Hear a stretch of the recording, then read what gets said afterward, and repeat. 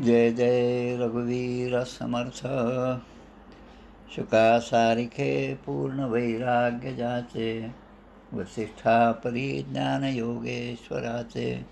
कवी वाल्मिका सारिखा मान्य ऐसा, नमस्कार माझा सद्गुरु रामदासा. श्रीराम मला वाटते अंतरी त्वा वसावे, तुझ्या दासबोधासी त्वा बोध व्हावे. अपत्या परी पाववी प्रेमग्रासा, महाराज या सद्गुरु रामदासा. जय जय रघुवीर समर्थ. श्रीकृष्ण गोविंद हरे मुरारे, हे नाथ नारायण वासुदेव.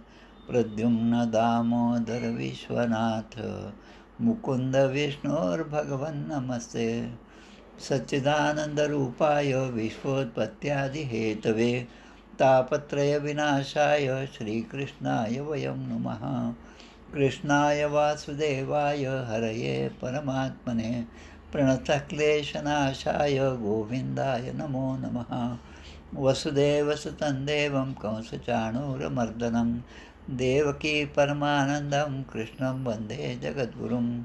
कृष्णकमलपत्राक्षं पुण्यश्रवणकीर्तनं, वासुदेवं जगत्योनिं नौमि नारायणं हरिं. कृष्ण कृष्णेति कृष्णेति यो मां स्मरति नित्यशः, जलं भित्त्वा यथा पद्मं संसारात् उद्धराम्यहं. कृष्णाय वासुदेवाय देवकीनन्दनाय च, नन्दगोपकुमाराय गोविन्दाय नमो नमः. नमः पङ्कजनाभाय नमः पङ्कजमालिने, नमः पङ्कजनेत्राय नमस्ते पङ्कजाङ्ग्रे. गोपाल कृष्ण भगवान की जय. जय जय रघुवीर समर्थ. श्री भगवानुवाच, ज्ञानं परमगुह्यं मे यद्विज्ञानसमन्वितं, सरहस्यं तदङ्गं च ग्रहाणगजितं मया. यावानहं यथा भावो यद्रूपगुणकर्मकः, तथैव तत्त्वविज्ञानमस्तु ते मदनुग्रहात्. अहमेवासमेवाग्रे नान्यद्यत् सदसत्परं, पश्चादहं यदेतच्च यो वशिष्येत सोऽस्म्यहं.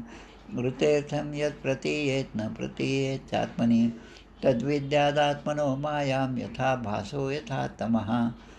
यथा महान्ति भूतानि भूतेषु चावचेष्वनो, प्रविष्टान्यप्रविष्टानि तथा तेषु न तेष्वहम्. एतावदेव जिज्ञास्यं तत्त्वजिज्ञासनात्मना मनः, अन्वयव्यतिरेकाभ्यां यस्यात् सर्वत्र सर्वदा. एतन्मतं समातिष्ठ परमेण समाधिना, भवान् कल्पविकल्पेषु न विमुह्यति कर्हिचित्. गोपाल कृष्ण भगवान की जय. दशमस्कंद पूर्वार्ध. दशमस्कंदी प्रथमोध्यायी. वसुदेव देवकीचे पाही, कंसमारी पुत्र सहायी, शिशुहत्यारा महान. भगवंताचा गर्भप्रवेश, गर्भस्तुती द्वितीयोध्यास. श्रीकृष्ण प्रगटला तृतीयास, योगमाया भविष्य चतुर्थी. पंचमात जन्मोत्सव गोकुळी, पूतना षष्ठात उद्धरली. शकट तृणावर्तोद्धार कथा केली सप्तमा माझी. अष्टमी नामकरण बाललीला, नवमी श्रीकृष्ण उखळी बांधला. दशमी यमरार्जुन उद्धरला, एकादशी तारिले वत्सबक. आगासुरोद्धार द्वादशी, ब्रह्मा मोहनाश त्रयोदशी. ब्रह्माद्वारा स्तुती चतुर्दशी, पंचदशी धेनुक कालिया युद्ध. षोडशी कालियाशी प्रसन्न, सप्तदशी त्याचे पूर्वकथन. दावानली वाचती व्रजजन, अष्टादशी प्रलंब तारिला. 19 व्रजानल शांती. 20 शरद ऋतू कथाती. 21व्यात अन्योक्ती वेणुगीत. चिरहरण 22, यज्ञपत्नीवरी कृपा 23, इंद्रयज्ञ निवारण 24, पंचविशी गोवर्धनोद्धारण. श्रीकृष्ण चर्चा 26, श्रीकृष्णाभिषेक 27, नंदबंधमुक्ती 28, 29 रासलीलारंभ. गोपी विरह 30, गोपिका गीत 31, गोपीशी कृष्ण दर्शन 32, महारास 33, सुदर्शन शंखचूडोद्धार 34, युगलगीत 35, अरिष्ठोद्धार अक्रूरगमन 36, 37 केशी व्योमोद्धार. अक्रूर व्रजयात्रा 38, मथुरागमन 39, श्रीकृष्णस्तुती 40, 41 मथुरा प्रवेश, कुब्जेवर कृपा धनुष्यभंग, कंस व्याकुळता 42 सांग, कोलयोद्धार मल्लयुद्ध रंग 43 निवेदिला, चाणूर मुष्टिक कंसोद्धारण 44व्यात कथन, कृष्ण बळराम सूत्रबंधन गुरुकुल प्रवेश 45, उद्धव व्रजयात्रा 46, उद्धव गोपी भ्रमरगीताशी 47व्या अध्यायाशी केले निवेदन, अध्याय 48, श्रीकृष्ण भेटी कुब्जा अक्रूर ग्रहाशी, अक्रूर हस्तिनापुराशी 49 जात असे. गोपाल कृष्ण भगवान की जय. जय जय रघुवीर समर्थ. श्रीराम जय राम जय जय राम.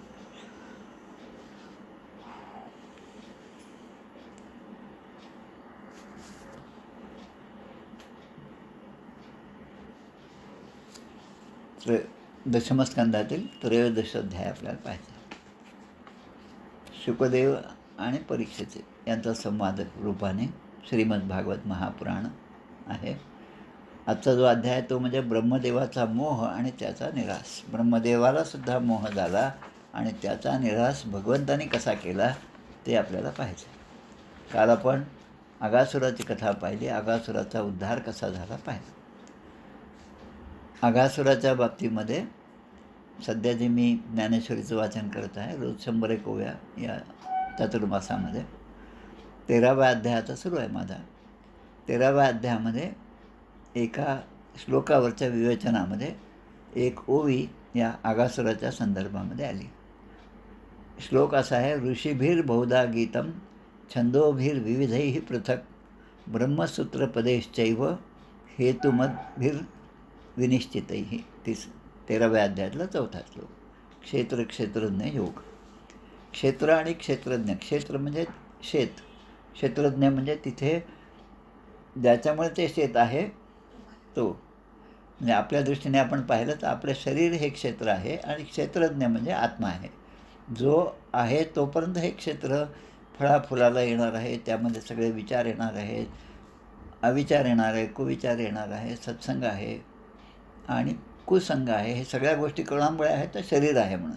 पण ते शरीर कोणामुळे आहे तर ते भगवंतामुळे आहे. त्या ठिकाणी 2 ओव्या आलेल्या आहेत.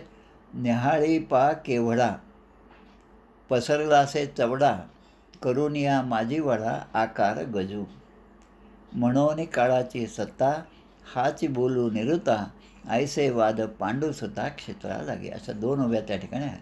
न्याहाळी बा केवढा. अगासुराच्या संदर्भात काल आपण जसं पाहिलं त्याचं रूप किती अजस्र होतं. त्याचे ओठ खाली जमिनीला टेकले आणि वरचा ओठ जो आहे तो आकाशाला टेकला, एवढं अजस्र त्याचं रूप होतं. त्याबद्दल माऊली या श्लोकाच्या वर लिहिताना असं म्हणतात, न्याहाळी पा केवढा पसरला असे चवडा. चवडा म्हणजे त्याचं मुख इतकं पसरलं आहे आणि करून या माझी वडा आकार गजू. एवढा मोठा आकार आहे की मोठ्याचं मोठा हातीसुद्धा त्याच्या तोंडामध्ये सामावेत. आणि म्हणून काळाची सत्ता. म्हणजे आता तो अगासूर किंवा तो अजगर आहे, त्याला इथे उपमा कशाची दिली, काळाची सत्ता. म्हणून काळाची सत्ता हाची बोलू निरुता ऐसे वाद पांडुसुता क्षेत्रा लागी. हे आपण कालच्या या आख्यानामध्ये ही ओवी. काळाचा म्हणजे कालरूपी सिंहाचा जबडा एवढा पसरला आहे की या जबड्यात या विश्वाकाराचा हातीसुद्धा गडप होऊन जातो असं ते रूप आहे, असं माऊलींनी 13व्या अध्यायात क्षेत्रज्ञ योगामध्ये सांगितलेलं आहे. काल आपण पाहिलं की या अगासुराचा उद्धार झाला. त्याची ती कातडी, त्याचं ते रूप सगळं त्या ठिकाणी पडलेलं आहे आणि ते पाहून त्या ठिकाणी ब्रह्मदेव ताबडतोब तिथे आले आणि श्रीकृष्णाचा हा महिमा पाहून ते सुद्धा चकित झाले. तम अद्भुत स्तोत्र सुवाद्य गीतिका. त्यांनासुद्धा त्या ठिकाणी येऊन भगवंताचं स्तवन करावं अशी इच्छा प्राप्त झाली. आणि मग आता आजच्या अध्यायामध्ये अगासुराच्या उद्धारानंतर पुढचा भाग आपल्याला पाहायचा आहे. शुकदेव परीक्षित राजाला सांगत आहेत, साधुपृष्ठम महाभाग त्वया भागवतोत्तम यन्नूतन शीशस्य शृण्वन् अपि कथां मुहुः. तू फार भाग्यवान आहेस, परीक्षित राजाला म्हणतात. कारण भगवंताच्या भक्तीमध्ये एक श्रेष्ठ तुझं स्थान आहे. आता शुकदेव परीक्षिती राजाला म्हणतो, तुझं भगवंताच्या भक्तीमध्ये श्रेष्ठ स्थान आहे. आता याचाच संदर्भ घेऊन आमच्या वामन पंडितांनी श्लोक तयार केला, जे आपण नेहमी उपासनेमध्ये म्हणत असतो. उपासनेमध्ये सद्गुरू स्तवन जे आहे, आपण सगळे सवया झाल्या की मग शेवटी आपण जे म्हणतो त्यामध्ये येतं, शुकासारिखे पूर्ण वैराग्य जाचे, वसिष्ठा परिज्ञान योगेश्वराचे, कवी वाल्मिका सारिखा मान्य ऐसा, नमस्कार माझा सद्गुरू रामदासा. समर्थांचे गुण काय आहेत हे सांगण्यासाठी ही रचना केली. त्यामधला पहिला श्लोक जो आहे तो वामन पंडिताचा आहे आणि त्यानंतरचे जे श्लोक आहेत ते मात्र आमच्या उद्धवसूतांचे आहेत. आता नेहमी रामदासी मंडळींना प्रश्न पडतो की हे उद्धवसूत म्हणजे कोण? जी 2 चरित्र समर्थांची आहेत त्यामधलं अत्यंत आजच्या भाषेमध्ये ऑथेंटिक असं चरित्र जे आहे ते उद्धवसूताने समर्थांचं चरित्र लिहिलेलं आहे. आणि दुसरं चरित्र म्हणजे आपलं आत्माराम महाराजांचा दासविश्राम धाम. हे उद्धवसूत कोण? तर आपल्या अमरावती जिल्ह्यामध्ये असणारं अंजनगाव सुरजी, ज्यामध्ये आमच्या देवनाथ महाराजांचा मठ आहे, त्या ठिकाणी असणारे त्र्यंबकपंत देशपांडे, त्यांचा मुलगा असणारा मल्हारी. या मल्हारीला लहानपणापासूनच त्यांच्या काळामध्ये समर्थांची आवड होती आणि मल्हारी गडावर गेले, समर्थांची प्रत्यक्ष भेट झाली आणि समर्थांच्या सांगण्याप्रमाणे पुन्हा संसार करून ते अंजनगावमध्ये राहू लागले. त्यानंतर त्यांना जो मुलगा झाला त्याचं नाव उद्धव. आता उद्धवाचा जन्म झाला. साहजिकच मल्हारी पुन्हा समर्थांच्या प्रेमासाठी गडावर गेले. तोपर्यंत समर्थांचं निर्याण झालं होतं. आता अंगी वैराग्य आलं या मल्हारीच्या आणि त्या वैराग्याप्रित्यर्थ त्यांनी घरदार पुन्हा अंजनगावला न येता ते काशीला गेले आणि संन्यास ग्रहण केला. पुन्हा काही त्यांचा आपल्याला काही माहिती नाही. आता हे जे उद्धव होते, या उद्धवाचा मुलगा जो आहे त्याचं नाव लक्ष्मण आणि या लक्ष्मणाने उद्धवाचा मुलगा असल्यामुळे उद्धवसूत हे नाव धारण केलं आणि त्यांनी मग हे रचना केलेली आहे. करी कीर्तने नारदा सारखाची, कदरियू परी जाते शांती सुखाची, स्मरणी जसा शंकर की प्रल्हाद. आणि सगळ्यात शेवटी म्हणतात, बळी आत्मनिवेदनी पूर्ण झाला, विदेहीपणे दास तैसा मिळाला, म्हणे उद्धवसूत वर्णू मी कैसा, नमस्कार माझा सद्गुरू रामदासा. आता हे सांगण्याचा 2 उद्देश की उद्धवसूत हे कोण? हे अंजनगाव सुरजीचे आमच्या विदर्भातले अमरावती जिल्ह्यातले, ज्या ठिकाणी देवनाथ महाराजांचा मठ आहे. आपण साताऱ्याला गेलात तर साताऱ्याकडून कोरेगाव किंवा आपल्या गोंदल्याकडे जात असताना मध्ये त्रिपुटी नावाचं गाव आहे. गोपाळनाथ महाराजांची त्या ठिकाणी समाधी आहे. आम्ही जेव्हा पायी गेलो तेव्हा त्या ठिकाणी मुद्दाम गेलो होतो. त्या समाधीचं दर्शनसुद्धा घेतलं आणि त्यांचे शिष्य असणारे हे देवनाथ महाराज. आता इथे हा संदर्भ का निघाला की शुकदेव सांगत आहे, तू फार भाग्यवान आहेस, भगवंताच्या थोर भक्तामध्ये तुझं स्थान आहे आणि ते स्थान थोर असल्यामुळेच या उद्धवसूताने समर्थांचं वर्णन करताना जे म्हणलेलं आहे, श्रवणी जसा गुण परीक्षितेचा. 7 दिवसाचंच आयुष्य असताना भूक तहान सगळं सोडून भगवंताच्या कथेमध्ये रममाण होणारे हे भाग्यवान तू आहेस, असं शुकदेव परीक्षिती राजाला म्हणतात. आणि त्या प्रेमापोटी, त्या भगवान श्रीकृष्णाच्या प्रेमापोटी तू असा सुंदर प्रश्न विचारला आहेस, जो वारंवार कुठेही ऐकायला मिळत नाही, की भगवंताच्या कथा मला तुम्ही जास्तीत जास्त सांगा. आणि तो प्रश्न विचारून मला तू अत्यंत आनंद दिलेला आहेस. आता राजा शुकदेव सांगतात, राजा तू एकाग्र चित्ताने हे सगळं श्रवण कर, तरी अवधान ऐकले दिजे, मग सर्व सुखाचे पात्र होईजे, मग प्रतिज्ञ जर माझे उघड ऐका. 9व्या अध्यायातली पहिली ओळी, अवधान ऐकली दिजे. कसं या ठिकाणी म्हणतात, शृणुष्वा वहितो राजन आपी गुह्यम वदामी ते. सगळ्यात गुह्य अशी गोष्ट मी तुला सांगत आहे. गीतेमध्ये तर कितीतरी श्लोक आहेत. प्रत्येक वेळेस भगवंत म्हणतात, अर्जुना मी जी तुला गोष्ट सांगते अत्यंत गुह्य आहे. इति गुह्यतमं शास्त्रम इदम उक्तम मया नघ. इतकं गुह्य शास्त्र मी तुला सांगत आहे, जे मी कोणालाही सांगितलेलं नाही. गीतेमध्ये जसं म्हणलं तसं या ठिकाणी म्हणतात, गुरु वो गुह्यम आप्युत. सद्गुरू जे आहेत आपल्या प्रिय शिष्याला गुप्त गोष्टीसुद्धा सांगत असतात. त्यामुळे समर्थांचं चरित्र सगळ्यात चांगलं कोणाचं असेल आणि कोण सांगू शकेल, तर ते समर्थांचे पट्टशिष्ठ असणारे आमचे योगीराज श्री कल्याण स्वामी. तसं जीवनाचं सार जाणणारे जे संत आहेत, म्हणजे आपले सगळेच संत जे आहेत, त्यांनी लिहिलेलं वाङ्मय, त्यांचे अभंग, त्यांनी लिहिलेले ग्रंथ, हे संतांची वाणी आहे ती त्यामधून प्रकट झाली आणि ते ग्रंथ आपल्या कानाने ते ऐकावेत आणि आपल्या हृदयामध्ये भगवंताला साठवून ठेवावं. जसा प्रतिक्षणी भगवंताच्याच अपूर्व लीलांचा, या ज्या लीला आहेत, पूर्ण भागवत कथा जी आहे, कित्येकदा ऐकणारे सुद्धा लोक आहेत. अनेक जण अनेकदा भागवत कथा ऐकतात. कृष्णाच्या लीला एकानंतर एक कोणत्या आहेत हे सुद्धा त्यांना पाठ असतं. पण सगळं जरी असलं तरी भगवंताबद्दलचं प्रेम जे आहे ते मात्र पूर्वसुकृतानेच निर्माण होतं. आता या ठिकाणचं जे आलं आहे की भगवान श्रीकृष्णाने त्या वासरांना आणि मुलांना, ते जे त्या अगासुराच्या मुखामध्ये ज्याने प्रवेश केला होता ते मृतवत झाले होते, त्या सगळ्यांना त्यांच्या त्या जबड्यातून बाहेर काढलं, वाचवलं आणि यमुना किनारी आणून पुन्हा त्यांना सोडलेलं आहे. आता यमुनेचं हे वाळवंट कसं आहे, तर सरित पुलिन मानीय भगवानम इदम अब्रवीत. सरित पुलिन म्हणजे यमुनाच्या काठेवर, जे पुलिन म्हणजे यमुना नदी, तिचा काठ, त्यावर या सगळ्या बाळगोपाळांना भगवंताने आणून सोडलेलं आहे. आणि त्याच्याबद्दल एक खूप छान मधुराष्टकामध्ये पुन्हा तसाच श्लोक आहे. गुंजा मधुरा माला मधुरा यमुना मधुरा वीची मधुरा सलिलं मधुरं कमलं मधुरं मधुराधिपतेरखिलं मधुरं. गुंजा मधुरा माला मधुरा यमुना मधुरा वीची मधुरा. मधुराष्टकच याचं नाव आहे. भगवंताचं आधरम मधुरम वदनम मधुरम असं भगवंताच्या रूपाचं वर्णन आमच्या वल्लभाचार्यांनी करून ठेवलं आहे. ते म्हणतात की यमुना नदी ही सुद्धा मधुर आहे आणि वीची मधुरा, त्यामध्ये असणारं पाणी आणि त्या पाण्यावर असणारा प्रत्येक तरंग हे सुद्धा मधुर आहे. सलिलम मधुरम कमलम मधुरम, त्यामध्ये असणारं निर्माण झालेलं ते कमळ जे आहे ते सुद्धा मधुर झालेलं आहे. मधुराधिपते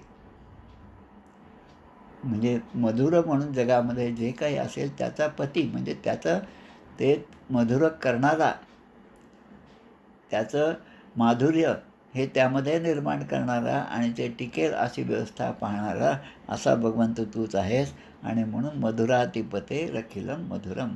तसं या ठिकाणी म्हणलेलं आहे की हे रंगीबेरंगी कमळं त्या ठिकाणी उमललेली आहेत आणि भ्रमर जे आहेत त्या ठिकाणी गुंजारव करीत आहेत. या भ्रमराच्या बाबतीत पुन्हा पुढे आता भ्रमरगीत पण येणार आहे आपल्याला. आणि मग म्हणतात हे भ्रमर गुंजारव करीत आहेत आणि पक्ष्यांचा किलबिलाट त्या ठिकाणी आहे. अनेक पक्षी त्या यमुनेच्या काठावर आहेत आणि जे त्या ठिकाणी वृक्ष आहेत ते पण त्या स्थानाची शोभा वाढवित आहेत. रसखान नावाचा एक मुसलमान कवी, जो भगवान श्रीकृष्णाचा भक्त होता, त्यानेसुद्धा आपली अखेरची इच्छा व्यक्त केली. भगवान श्रीकृष्णाच्या संदर्भातील अनेक पदं रसखानाची आहेत. त्यामध्ये ते म्हणतात, तो कवी म्हणतो की मला जर आता पुढचा जन्म मिळायचा असेल तर माझा जन्म हा या यमुनेच्या काठी, या गोवर्धन पर्वताच्या त्या वातावरणामध्ये, त्या यमुनेच्या काठी एखादा दगड असेल, एखादं काही पण झाड असेल, वेल असेल, एखादा वृक्ष असेल, त्या रूपामध्ये मला जन्म मिळावा. आता भगवंताने असं म्हटलं की आता आपण सकाळपासून निघालेले आहोत, रस्त्यामध्ये आता त्यांना आता भुकेची आठवण झाली. आमच्या तिरुपती बालाजीची जी पोथी आहे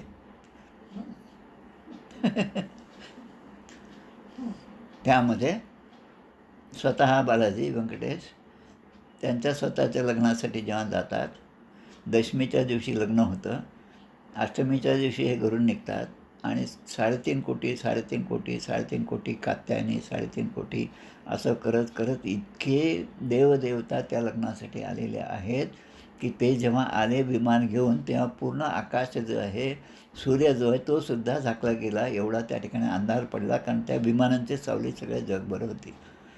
आता ते म्हणतात, की आता निघून बराच वेळ झाला, आता भूक लागली. प्रत्येक त्या पूर्ण पोथीमध्ये 3 अध्याय लग्नाचे आहेत आणि त्यामध्ये 3-4दा जरी त्यांनी उल्लेख केला आहे, की आता आम्हाला भूक लागलेली आहे, आता आमच्या जेवणाची व्यवस्था करा. आणि स्वतः शुकदेवांच्या आश्रमामध्ये ते गेले आहेत, ही सगळी मंडळी गेली आणि शुकदेवांनी केलेला चिंचिणीचा भात, चिंचेचा भात आजही त्या ठिकाणी जो प्रसाद म्हणून मिळतो, तो त्याच आठवणीची तिचीच आठवण आपल्याला करून देतो. तसं या ठिकाणी म्हणतात, की सगळ्यांना त्यांनी थांबवलं भगवंतानी, अत्र भोक्तव्यम अस्मादिभिः दिवारूढम क्षुधार्तितः. दिवारूढम, आता दिवस बराच पुढे गेलेला आहे, त्यामुळे आता क्षुधार्तितः, आता सगळ्यांना भुका लागलेल्या आहेत. वत्सा समीपे पीत्वा चरंतु शनकैस्तृणम. आजूबाजूला चांगलं गवतसुद्धा आहे, हिरवगार आहे. आपल्या आता या वासरांना सोडा आणि वासरं त्या ठिकाणी चरतील आणि आपणसुद्धा आपल्या आपल्या आणलेले जे काही शिदोरी आहे ते आपण आता भक्षण करू. सगळ्या मुलांनासुद्धा भूक लागली होती, त्यामुळे तथेती पाययित्वार्भा वत्सानारुध्य शाद्वले. सगळ्या मुलांनी सगळे त्या ठिकाणी थांबले, यमुनेचं पाणी पिलं आणि गवतावरच्या सगळ्या आपल्या गाई वासरांना सोडून दिलेलं आहे. आणि आता भगवंताला मधोमध ठेवून भगवंताकडे तोंड करून गोल सगळेजण बसलेले आहेत. चारही बाजूंनी सगळे गोप आहेत आणि मध्यभागी भगवान श्रीकृष्ण आहेत. ते कसे दिसत होते? कृष्णस्य विश्वक पुरीराज मंडळी रभ्यानना फुल्लदृशो प्रजार्भकः. कृष्णाकडे तोंड करून बसलेले आहे. जसं कमळाचा गड्डा, कमळाचं फूल आपण पाहतो, मधला भागच असतो, त्यामध्ये परागकण वगैरे असतात आणि बाजूला सगळ्या पाकळ्या असतात. तसं चारही बाजूने पाकळ्या शोभून दिसाव्यात असं भगवान श्रीकृष्ण त्या ठिकाणी शोभून दिसत होते. आता ही जी मित्रमंडळी होती त्याने काय काय आणलं? केचित पुष्पदलेर, केचित पल्लवेर, केचित अंकुरैही फलैही. कोणी फुलं आणले, कोणी जुनं म्हणजे थोडेसे जुने झालेले पानं जरा कडक झाले असतील, कोणी कोवळी पानं आणली होती, कोणी अंकुर आणले होते, कोणी फळं आणली होती, शिंकी, साली, दगड, काही नाही तर ते दगडालाच पात्र बनवलं आणि त्यामध्येच ते भोजन करू लागले. असे सगळे त्या ठिकाणी बसलेले आहेत. त्यावेळेसचं भगवंताचं वर्णन खूप सुंदर असं केलं आहे. बिभ्रत वेणूम जठरपटयो शृंगवेत्रे च कक्षे वामे पाणो मसृणकवलम तत्फलान्य अंगुलीषु. भगवंताचं वर्णन कृष्णाने आता कसं केलं आहे? त्या ठिकाणी मुरली जी आहे ती आपल्या कमरेच्या शेल्यामध्ये खोचून ठेवली होती. आता सध्या आपण ते इंद्रायणीचं सिरियल पाहत असाल, त्यामध्ये किंवा सगळ्याच ठिकाणी कीर्तनकार कीर्तन करीत असताना अंगावर एक पंचा घेतात आणि जेव्हा कीर्तनाचा पूर्वरंग संपला, आता उत्तर रंग सुरू होतो, त्यावेळेस तो पंचा घेऊन आपल्या कमरेला बांधतात. तसा भगवंताने कमरेचा शेला जो होता त्यामध्ये आपल्या हातातली वेणू जी आहे, भगवंताची वेणू जी आहे ती त्याने खोवली. आता शिंग आणि बेताची काठी जी आहे ती मात्र आता डाव्या बगल्यामध्ये त्याने पकडलेली आहे. तिष्ठनमध्ये स्वपरिसुरदो हासयन नर्मभिही स्वयी. आणि सगळ्या यज्ञाचे भोगते असणारे भगवंत त्या ठिकाणी त्या सगळ्या बालगोपाळांच्या बरोबर भोजन करीत होते. ही सगळी लीला त्या ठिकाणी सुरू होती आणि स्वर्गातील देवसुद्धा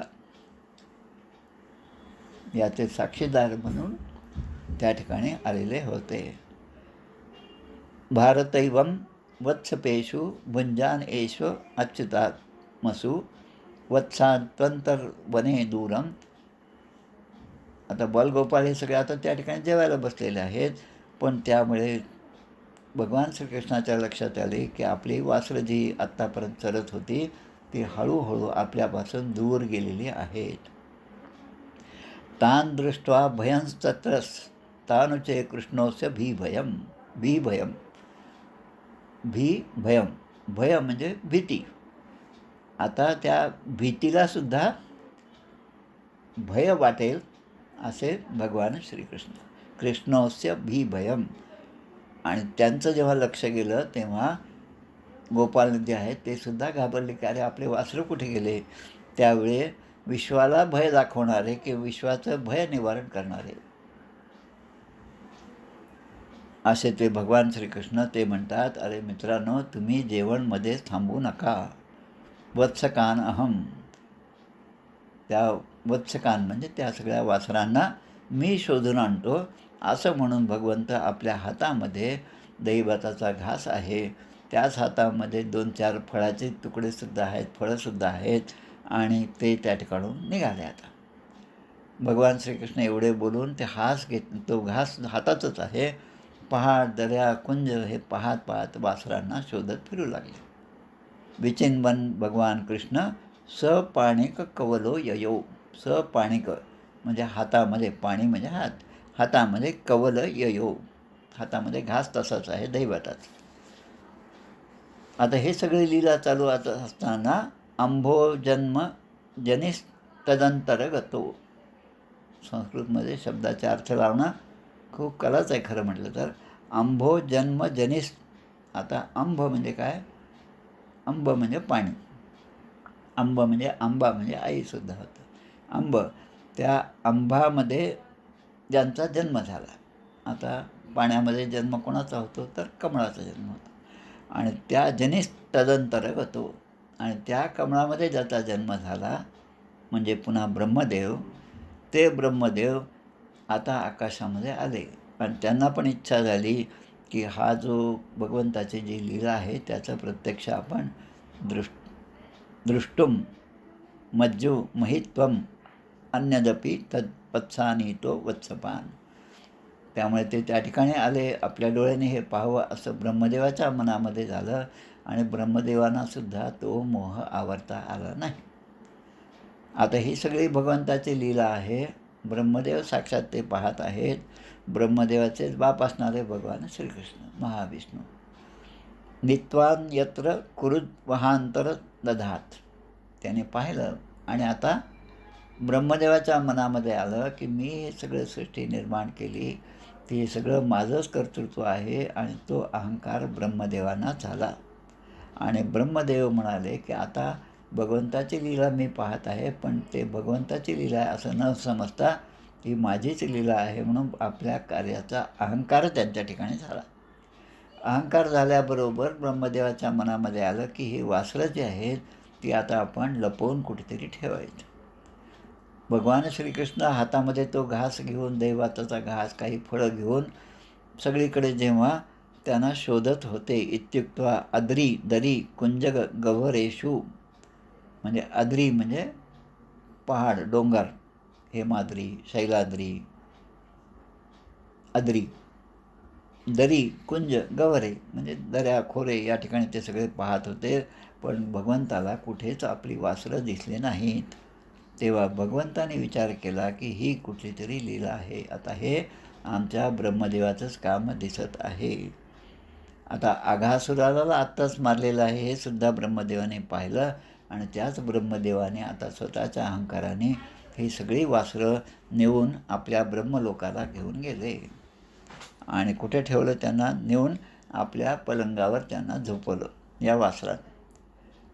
आता इकडे वासरं न सापडल्यामुळे यमुनेच्या वाळवंटात भगवान पुन्हा परत आले.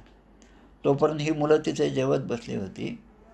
आणि भगवंत जेव्हा परत आले तेव्हा भगवंताला दिसलं की आपले गोपाळ बालमित्र जे आहेत ते या ठिकाणी जेवत होते.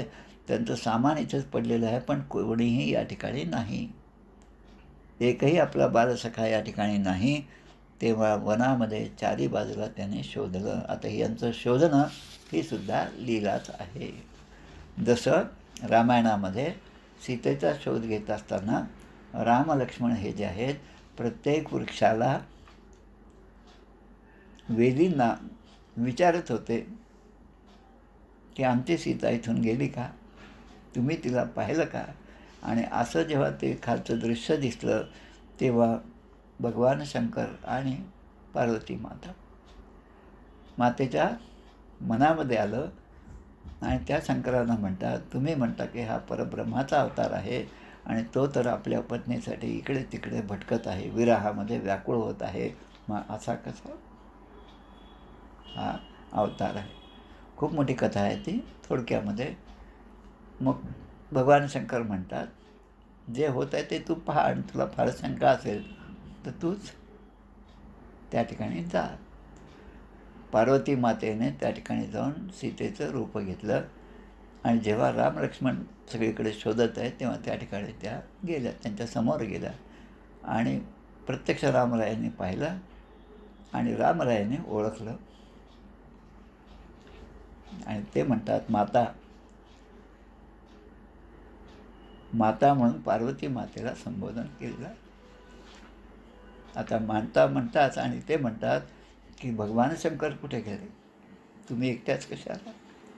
त्यामुळे पार्वती मातेच्या मनातली शंका दूर झाली.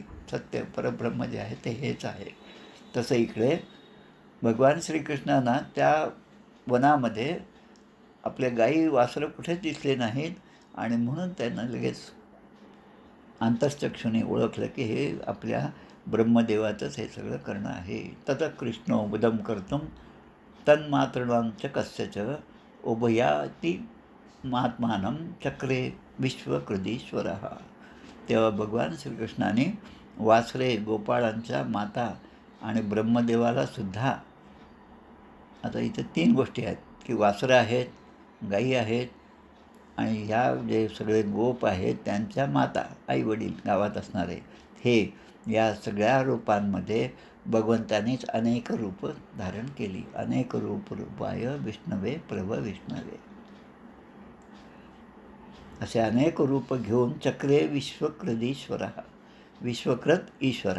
विश्वकृत म्हणजे या विश्वाला निर्माण करणाऱ्या भगवंतानी त्या वासरांचं रूप घेतलं, त्या गायींचं रूप घेतलं आणि ब्रह्मदेवाला सुद्धा आनंदित करण्यासाठी ही लीला केली. यावत, आता जो श्लोक आहे 19वा त्यामध्ये यावत शब्द 3-4 वेळेस आलेला. यावत, ज्याप्रमाणे, जसे.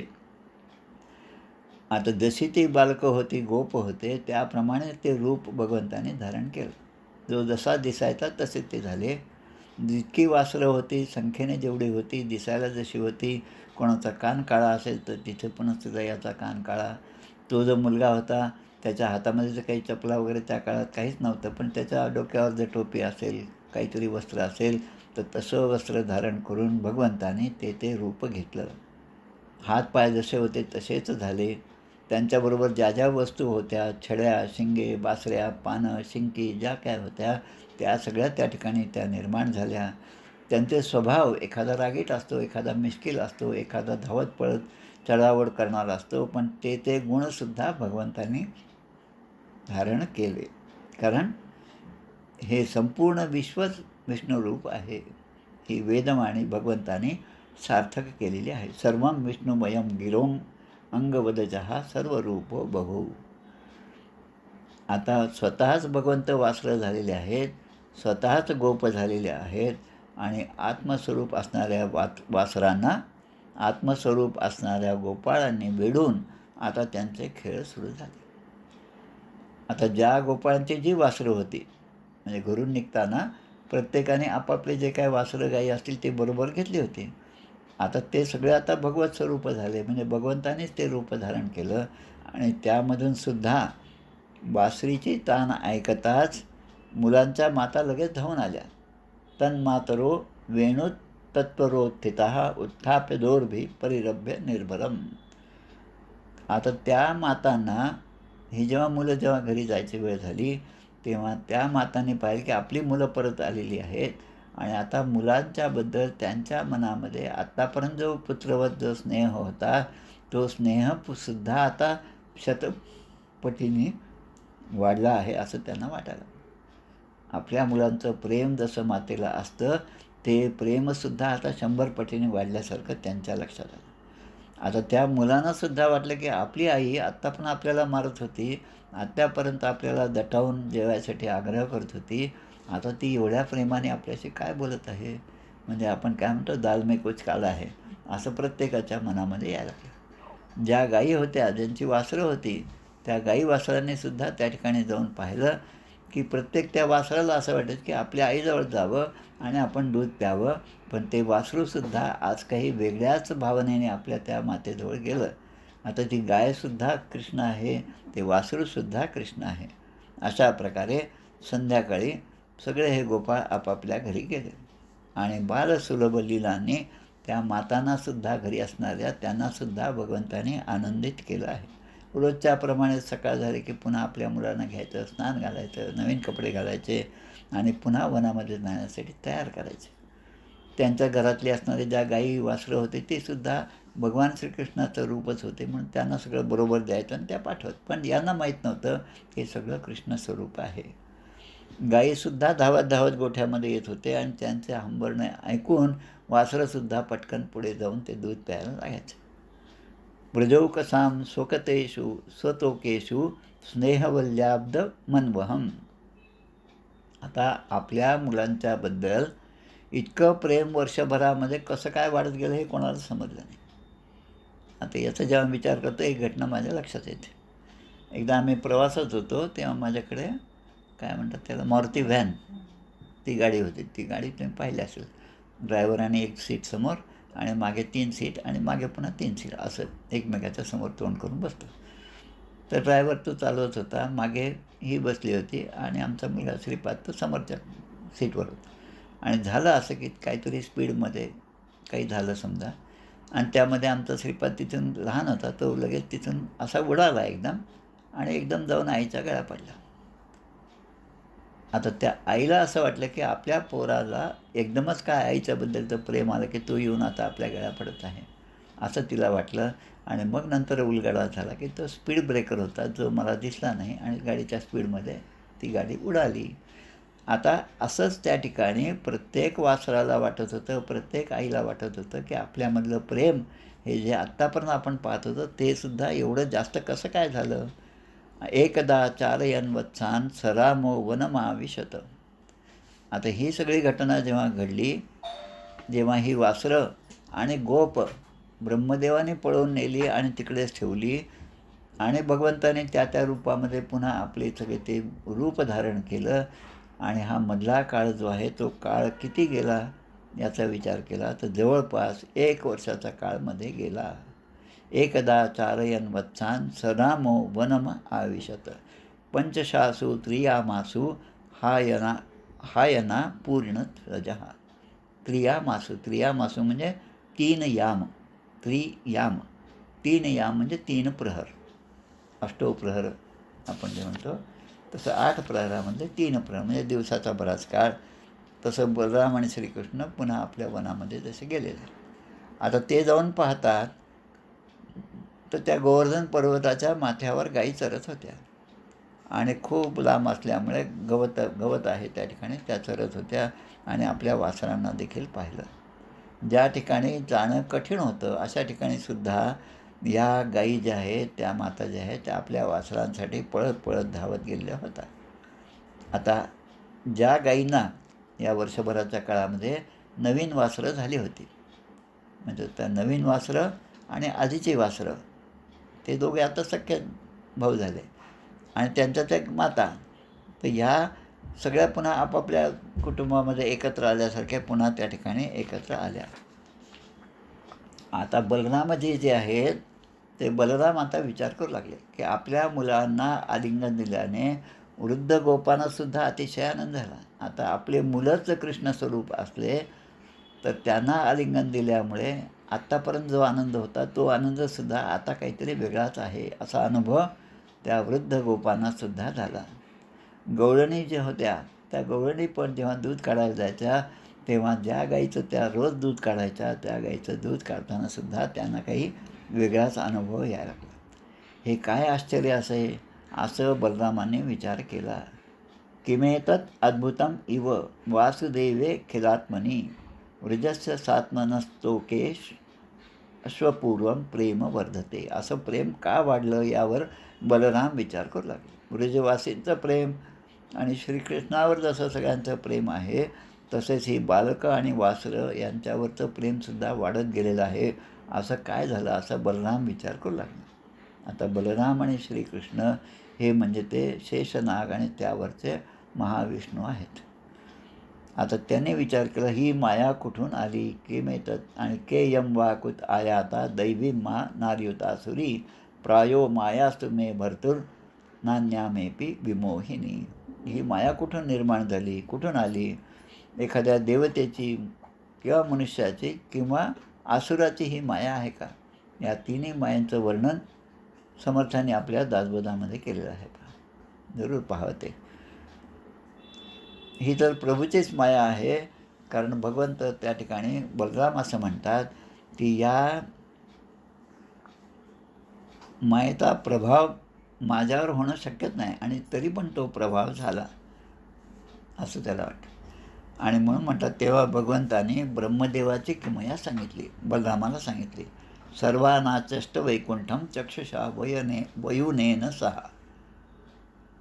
ब्रह्मदेवाची किमया सांगितली, ब्रह्मदेवाला झालेला मोह सांगितला, ब्रह्मदेवाच्या मनामध्ये जो अहंकार आला तो सांगितला. आणि बलरामांनी ते लगेच लक्षात घेतलं की भगवंताने ही माया केलेली आहे.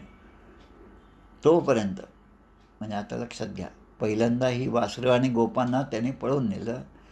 त्यानंतर वर्षभराचा काळ या पृथ्वीवर गेला आणि वर्षभराचा काळ जात असताना जे काय 4-5 दिवस उरले, म्हणजे एवढा मोठा काळ 365 पैकी 360 दिवस भगवंताच्या स्वरूपामध्ये हे गाय वासरं गावामध्ये राहत होती, पुन्हा पुन्हा चरायला जात होती. आणि आता ब्रह्मदेव त्या ठिकाणी पुन्हा प्रगट झाले, ब्रह्मलोकातून ते परत आले. आता इकडे 360 दिवसाचा काळ गेला, पण तिकडे ब्रह्माच्या दृष्टीने किती काळ गेला त्याचं वर्णन या ठिकाणी केलेलं आहे. तावद एत्यात्मभूरात्म मानेन तृट्य नेह सहा. तृट्य नेह सहा. आता तृट्य याचा अर्थ काय? त्रुटी. त्रुटी म्हणजे काय लक्षात घ्या. आपली वैदिक समयगणना जी आहे त्यामध्ये त्रुटी हा शब्द येतो. कृती, त्रुटी, लव, क्षण, विपल, घडी, शेरा, दिवस, सप्ताह, ऋतू, वर्ष, शताब्दी, सहस्राब्दी, युग, महायुग, मन्वंतर, कल्प आणि महायुग असे सगळे कोष्टकं आपल्याकडे आहेत. या ब्रिटिश सिस्टीममध्ये फक्त 3च आहेत, सेकंद, मिनिट आणि तास. आता या त्रुटीचा अर्थ समजावून घेण्यासाठी म्हणजे जेवढ्या वेळामध्ये ब्रह्मदेव तिकडे सगळ्यांना नेऊन ठेवलं आणि ब्रह्मदेव परत आले, तेव्हा ब्रह्मदेवाच्या दृष्टीने एक त्रुटी झाली. आणि एक त्रुटीचा अर्थ ह्या कोष्टकाप्रमाणे वैदिक गणिताच्या आधारे किती असतो हे आपण पाहूया. की एका सेकंदाचा 34,000वा भाग म्हणजे एक त्रुटी. एक सेकंद त्याचा 34,000वा भाग म्हणजे एक त्रुटी. अजून चांगल्या रीतीने समजायचं असेल, अगदी तीक्ष्ण अशी सुई घेतली आणि कमळाच्या पानामध्ये आपण ती टोचली, तर त्या सुईला कमळाच्या पानामध्ये टोचण्याला जेवढा वेळ लागतो तेवढा काळ म्हणजे एक त्रुटी. आणि ब्रह्मदेवाच्या दृष्टीने हे एक त्रुटी जो काळ 34,000वा भाग एका सेकंदाचा, एवढ्या काळामध्ये पृथ्वीवर 360 दिवस झाले, एक वर्ष लोटलं. आता त्या ब्रह्मदेवाने विचार केला, ब्रह्मदेव परत आलेले आहेत. आता ब्रह्मदेव म्हणतात, आल्यावर आता ते ब्रह्मदेव चक्रावून गेले. यावंतो गोकुले बालाहा सवत्साहा सर्व एवही. ब्रह्मदेव विचार करतात, गोकुळात जितके गोपाळ आणि वासरे होती त्या सगळ्यांना मी माझ्या ब्रह्मलोकात घेऊन गेलेलो आहे. मायाशये शयानामे, शयानामे सप्तमी विभक्ती आहे. माझ्या पलंगावर, अधिकरण सप्तमी, माझ्या पलंगावर मी त्यांना झोपवलेलं आहे आणि ते तिथेच आहेत. मग इथे हे सगळे कोण आहेत असा ब्रह्मदेव विचार करू लागले. इथं एतेत्र कुत्रत्या मनमाया मोहिते तरे तावंत एव तत्राब्दम क्रीडंतो विष्णुना समम. की जेवढे बालक होते तेवढेच बालक मला या ठिकाणी दिसत आहे आणि वर्षभरापासून भगवंताचे हे खेळत आहेत. मग हे आले कुठून आणि मी जे घेऊन गेलो होतो ते कोण आहेत असा प्रश्न त्या ब्रह्मदेवाला पडला. ब्रह्मदेवाने पुष्कळ विचार केला तरी पण हे भगवंताची लीला ते जाणू शकले नाही.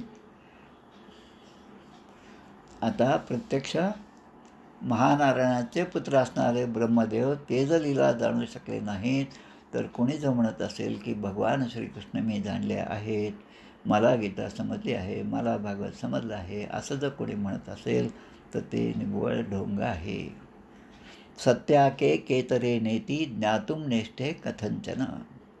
कोणतं खरं आणि कोणतं कृत्रिम आता मी नेलेली खरी वासरं होती आणि या ठिकाणी दिसणारी कृत्रिम आहेत. आता ही कृत्रिम आहेत असं म्हणावं तर ते भगवंतानेच हे रूप घेतलेलं आहे, म्हणजे ते खरेच आहेत. मग आता ते जर खरे असतील तर मग मी कोणाला घेऊन गेलो असं.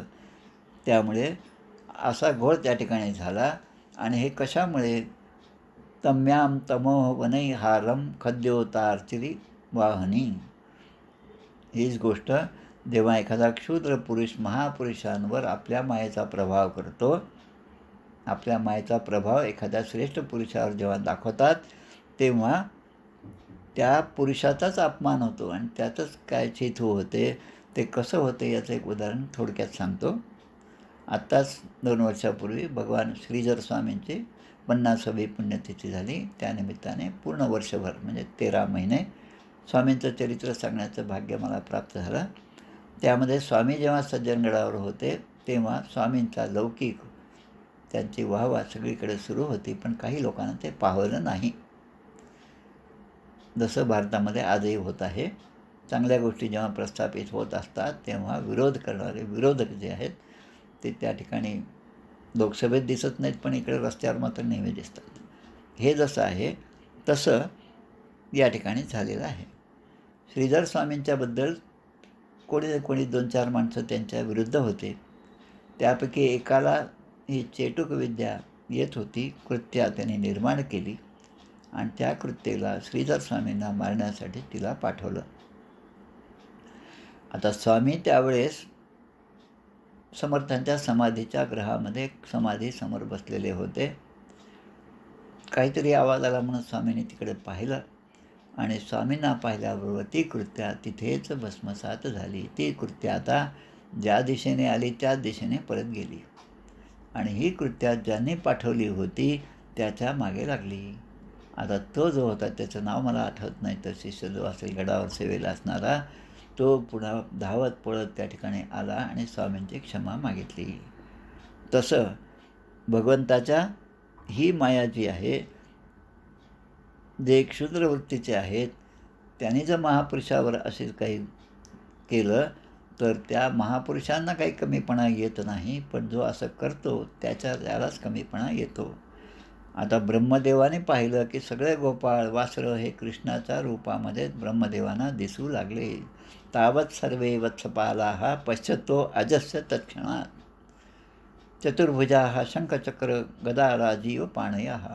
आणि एवढंच नाही, पण जे गोपाळांनी जी वासरं दिसत होती ते सुद्धा श्यामवर्ण पितांबरधारी शंख चक्र गदा पद्म यांनी युक्त असणारे, चतुर्हस्त असणारे, 4 हात असणारे, भगवंतासारखेच मस्तकावर मुकुट असणारे, कंठामध्ये मोत्यांचे हार, वनमाळा धारण केलेले असे ते ब्रह्मदेवाला त्या रूपामध्ये दिसू लागले.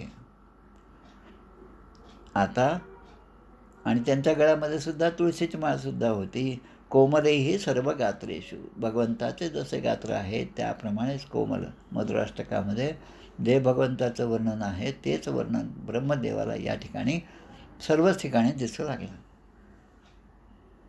खरं म्हणजे चराचरामध्ये गवताच्या काढीपासून प्रत्यक्ष ब्रह्मदेवापर्यंत जे आहे ते सगळं भगवंतच आहे. ही गोष्ट ब्रह्मदेव विसरले आणि म्हणून अनेक रूपाय विष्णवे प्रभ विष्णवे नाना देही देव एक विराजे नाना नाटक लीला सुंदर रूप साजे. म्हणून सर्व देवांना नमस्कार केला. आणिमा महिमा जेवढ्या सिद्धी आहेत, माया विद्या विभूती 24 तत्व या सगळ्यांना वेढून पुन्हा परमात्मा जो आहे तो पुन्हा दशांगुले उरला, असं त्याचं स्वरूप आहे. एवं सकृत ददर्शाजः परब्रह्मान मनोखिलान.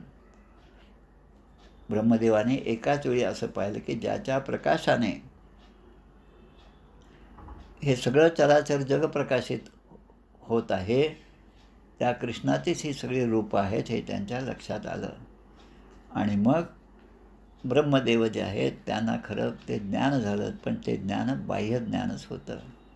भगवंताचे दिव्य रूप पाहून सरस्वतीपती असणाऱ्या ब्रह्मदेवांना हे काय झालं हे न समजल्यामुळे ते दिंगमूढ झाले. ते आता स्वतःच विचार करू लागले की हे काय झालं.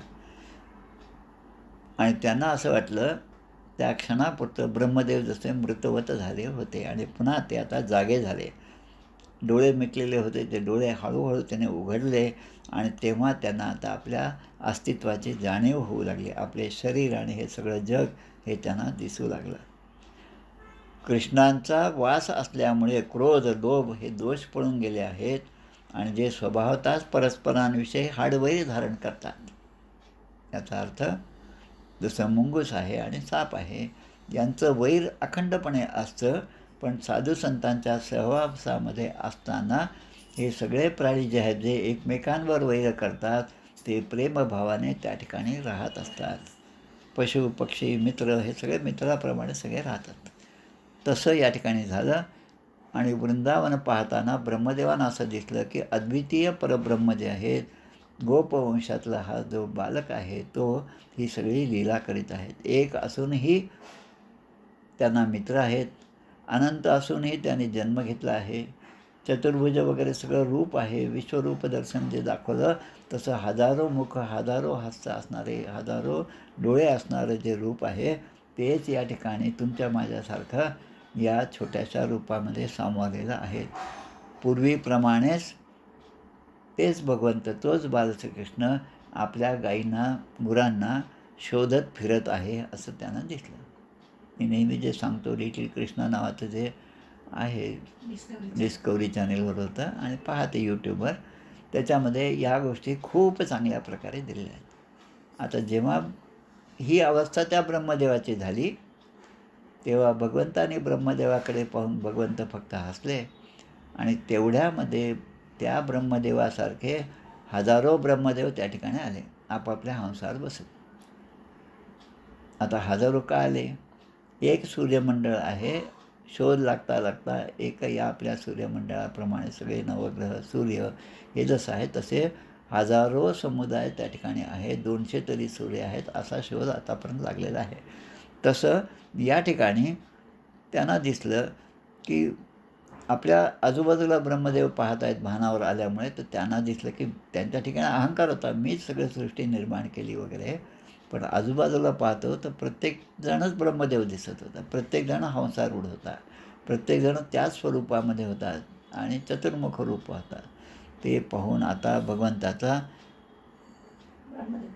ब्रह्मदेवाला आपला अहंकार जो आहे तो त्याचा अहंकार निघून गेला आणि त्यांनी आपल्या मस्तकावर, चारी मस्तक प्रत्येकावर टोप असणारे, त्या आपल्या टोपासहित चारी मुकुटांच्या अग्रभागाने भगवंताच्या चरणाशी स्पर्श केला. स्पृष्ट्वा चतुर्मुकुट कोटिभिर आंग्रियुग्मं नत्वा मुदश्रु सुजलैर कृताभिषेकम, आणि आपल्या आसवांनी, आपल्या डोळ्यातील पाण्याने भगवंताच्या चरणाचा अभिषेक केला. उत्थोत्थाय कृष्णस्य चिरस्य पादयो पतन आस्ते महित्वं प्राक् सृष्टं स्मृत्वा स्मृत्वा च पुनः पुन्हा.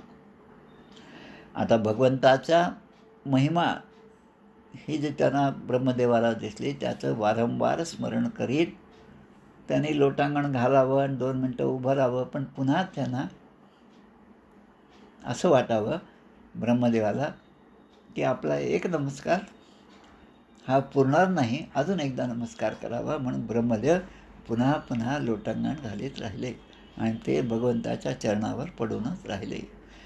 आता हळूहळू हा जो आवेग होता, या ज्या भावना होता त्या कमी होत गेल्या.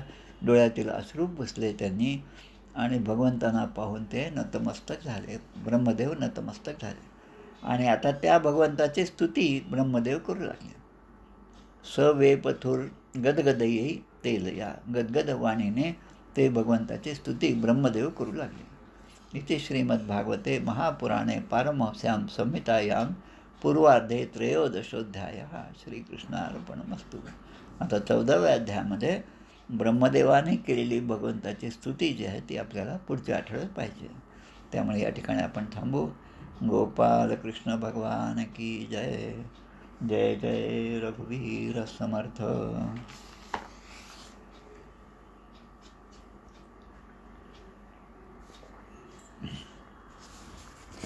जय हो जय श्री भागवता, आरती करी तुझ भगवंता. जय हो जय श्री भागवता, आरती करी तुझ भगवंता. श्री शुकमुनीने परम भक्तीने, नाना परीने गायले जा हरिचरिता. आरती करी तुझ भगवंता. वेद तरुचे मधुर फळ, स्वादुरसे जे सोज्वळ. आत्मा राम मुनी अचळ, सेवुनी करीती जन सफळ. महापर्वणी आली अवनी, ती अगहरणी भवजलतरणी. ती पतिता आरती करी तुझ भगवंता. येथे व्यासांची वाणी, सार्थक हरिगुण गावोनी. शास्त्र पुराणी मुकुटमणी, परम प्रेमामृत जननी.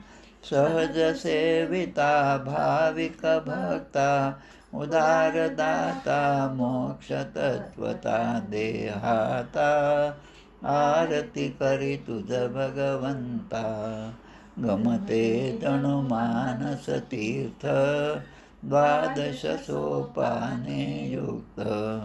निर्मल भक्ती जले भरित, विहरे हरिहंस चितेथ. श्लोक सुकुमले संत अलिकुले, सेवुनी रमले भान विसरले. रसपीता आरती करी तुझ भगवंता. अपार महिमा ग्रंथाचा, वदवे ना कोणासाचा. मेवा कविवर संताचा, प्राणची कीर्तनकारांचा. जणू बोधाचा स्वयंप्रभेचा, द्वादश कळीचा रवी अंतरीचा तमहर्ता. आरती करी तुझ भगवंता. ग्रंथ नव्हे हा श्रीकृष्ण, गीते वेधी मन पूर्ण. अनन्य होता या शरण, कथित टळे जन्म मरण. प्रिताप जाती चिरये शांती, नाथ ही बदती रामपदी ठेवी माथा. आरती करी तुझ भगवंता. जय हो जय श्री भागवता, आरती करी तुझ भगवंता. गोपाल कृष्ण भगवान की जय. जय जय रघुवीर समर्थ श्रीराम.